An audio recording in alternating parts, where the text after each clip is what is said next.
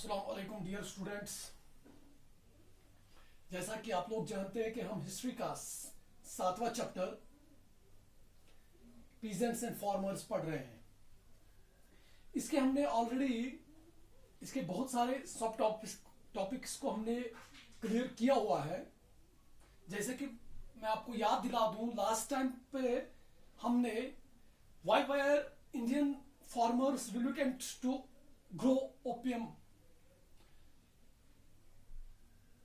कि हिंदुस्तानी फार्मर जो है वो क्यों इस चीज के खिलाफ थे कि हम ओपियम पैदावार के क्यों वो खिलाफ थे। उसमें मैंने आपको बता दिया कि जिस प्लांट से पॉपी जिसका नाम है, जिससे ओपियम हासिल किया जाता है, वो ऐसी जमीन, वो सबसे बेहतरीन जमीन पे कल्टीवेट किया जाता है। और साथ साथ में उसको साल भर जब तक न वो काटने के लिए तैयार हो जाए, उस प्लांट का बड़ा ख्याल रखना पड़ता है। बड़ा सेंसिटिव प्लांट होता है ये पॉपी प्लांट, जिससे ओपियम ऑब्टेन किया जाता है। तो और इसमें जो प्रॉफिट का मसला जो है, वो लोग ब्रिटिशर्स लेके जाते थे। इंडियन फार्मर्स को सिर्फ इसकी प्रोडक्शन की काम में लगा दिया जाता था। तो दीज वर फ्यू रीजंस कि हिंदुस्तानी फार्मर्स जो है ये इसके पैदावार के खिलाफ थे। तो आज जो हम पढ़ने जा रहे हैं, that is how was opium trade conducted in China. China में इस ओपियम की पैदावार कैसी की जाती थी।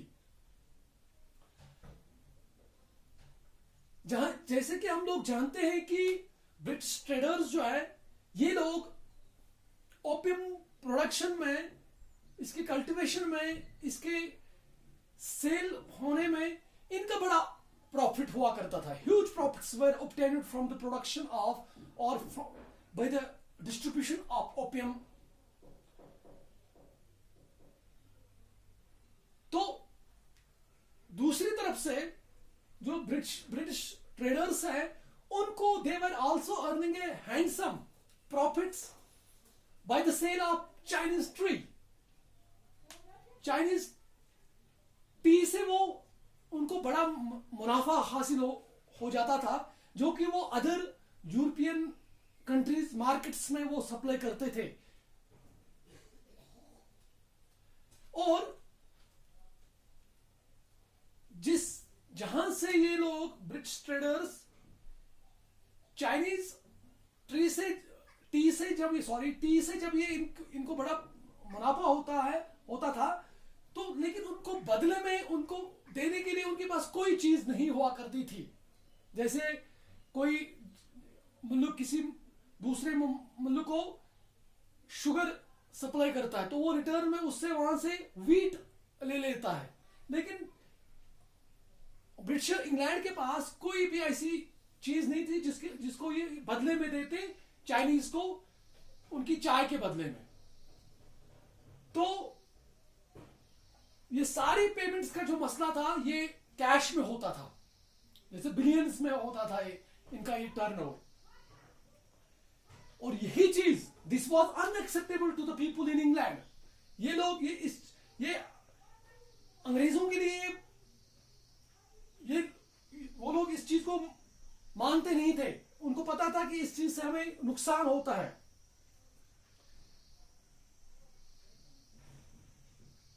और दूसरी तरफ से चाइनीज ट्रेडर्स ने क्या किया, उन्होंने आहिस्ता आहिस्ता उन्होंने फुली डेवलप किया ओपियम प्लांट प्रोडक्शन। कहां, किसमें? चाइना में।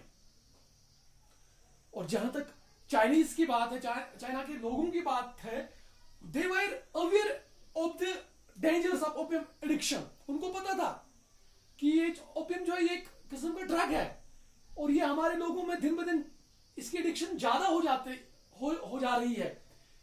ये इस चीज का भी चाइनीज लोगों को ख्याल था,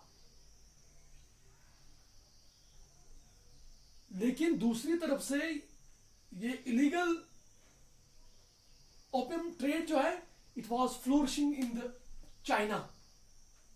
ये फ्लोरिश दिन ब दिन इसका मार्केट बढ़ता जा रहा था चाइना में, और चाइना में तो इसकी पैदावार होती थी, फिर तो ये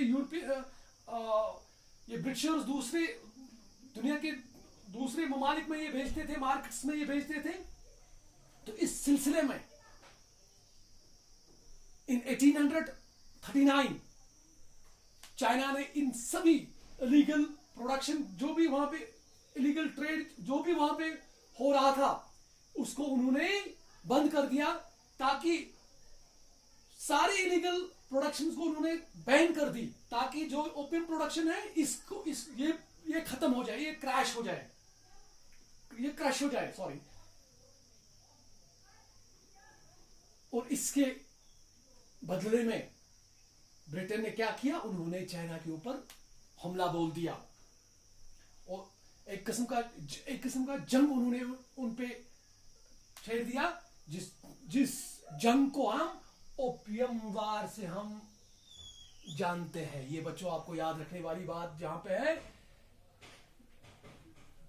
इन 1839 जब चाइना ने तमाम इलीगल सप्लाईज को, प्रोडक्शन को बैन कर दिया, इसके अगेंस्ट इंग्लैंड ने उनके ऊपर क्या एक जंग मुसल्लत कर दी, और जिस जंग को हम ओपियम वार से जानते हैं, ये आपको याद रखने वाली बात है, आपके लिए याद रखने वाली बात है।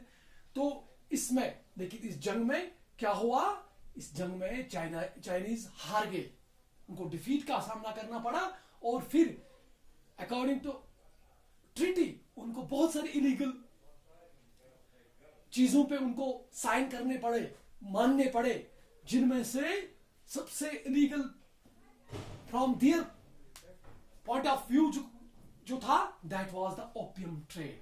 और उनको फिर ओपियम ट्रेड को भी मानना पड़ा, लीगली उनको मानना पड़ा। तो ये था कि कैसे ओपियम ट्रेड को चाइना में कैसे कंडक्ट किया जाता था, फिर इसके ऊपर चाइना ने क्या किया, और उसके बदले में चाइना को फिर चाइना को क्या हासिल हुआ। ये आज के लिए हम इतना ही पढ़ेंगे। कल हम इंशाल्लाह इस चैप्टर को और आगे लेके चलेंगे। तब तक के लिए खुदा हाफिज।